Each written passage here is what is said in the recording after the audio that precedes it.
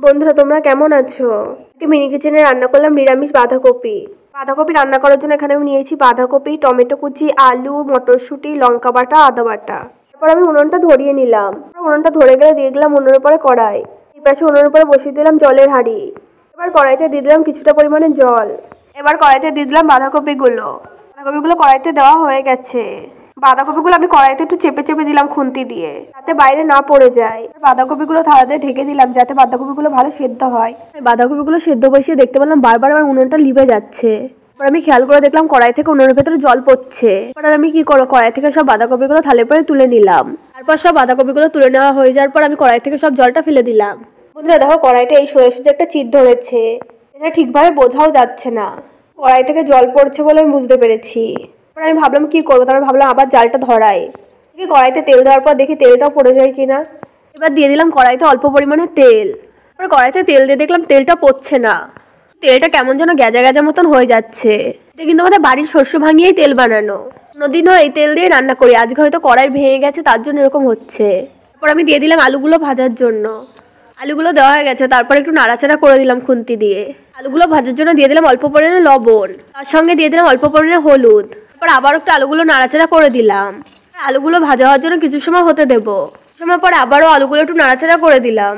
আলু ভেজে নেওয়া হয়ে গেছে, আলুগুলো সব তুলে নিলাম। এবার দিলাম কড়াইতে বড়িগুলো ভাজার জন্য। বড়িগুলো কিছু সময় ধরে ভেজে নেব। বড়িগুলো কিন্তু লাল লাল করে ভেজে নিতে হবে। কিন্তু আমার বড়ি ভাজা হয়ে গেছে, বড়ি ভাজাগুলো সব তুলে নিলাম। দিয়ে দিলাম কড়াইতে আবার অল্প পরিমাণে তেল। এটা গরম হয়ে গেলে দিয়ে দিলাম অল্প পরিমাণে জিরে। জিরেগুলো ফুটতে শুরু করেছে। এবার দিয়ে দিলাম দুটো তেজপাতা। এবার একটু খুন্তিতে নাড়াচাড়া করে দিলাম। এবার দিয়ে দিলাম কাঁচা লঙ্কা বাটা, আদা বাটা। কাঁচা লঙ্কা বাটা, আদা বাটা দেওয়া হয়েছে। এবার খুন্তিতে আবার একটু নাড়াচাড়া করে দিলাম। এবার দিয়ে দিলাম পরিমাণ মতন হলুদ, সঙ্গে অল্প একটু লঙ্কার গুঁড়ো। আবারও খুন্তি দিয়ে মশলাগুলো ভালো করে নাড়াচাড়া করে দিলাম। এবার দিয়ে দিলাম কুচি করে রাখা টমেটোগুলো। টমেটোটা বেশি পাকা ছিল না, হালকা পাকা ছিল। তারপর আবারও সবকিছু ভালো করে নাড়াচাড়া করে দিলাম। এবার দিয়ে দিলাম পরিমাণ মতন লবণ। সব মশলাগুলো ভালোভাবে কষানোর জন্য দিয়ে দিলাম অল্প একটু গরম জল। দেওয়া হয়ে যাওয়ার পর মশলাগুলো আবার একটু নাড়াচাড়া করে দিলাম। এখন দেখো সব মশলাগুলো কষানো হয়ে গেছে। এবার দিয়ে দিলাম হালকা ভাপ দিয়ে রাখা বাঁধাকপিগুলো। বাঁধাকপিগুলো দেওয়া হয়ে যাওয়ার পর খুন্তিতে ভালো করে মশলার সাথে মিশিয়ে দিলাম। বাঁধাকপিগুলো আরো কিছুক্ষণ হতে দেবো। বাঁধাকপির মধ্যে দিয়ে দিলাম ছাড়িয়ে রাখা মটরশুঁটিগুলো দেওয়া হয়ে যাওয়ার পর আবার একটু খুন্তিতে নাড়াচাড়া করে দিলাম। এবার কিছু সময় বাঁধাকপিটা ঢেকে রাখবো। বাঁধাকপিগুলো ভালো সেদ্ধ করতে পারিনি, এই সময় বাঁধাকপিগুলো সেদ্ধ হয়ে যাবে। অনেকক্ষণ হয়ে গেছে, বাঁধাকপিটা ঢেকে রেখেছে। এবার খুলে দিলাম।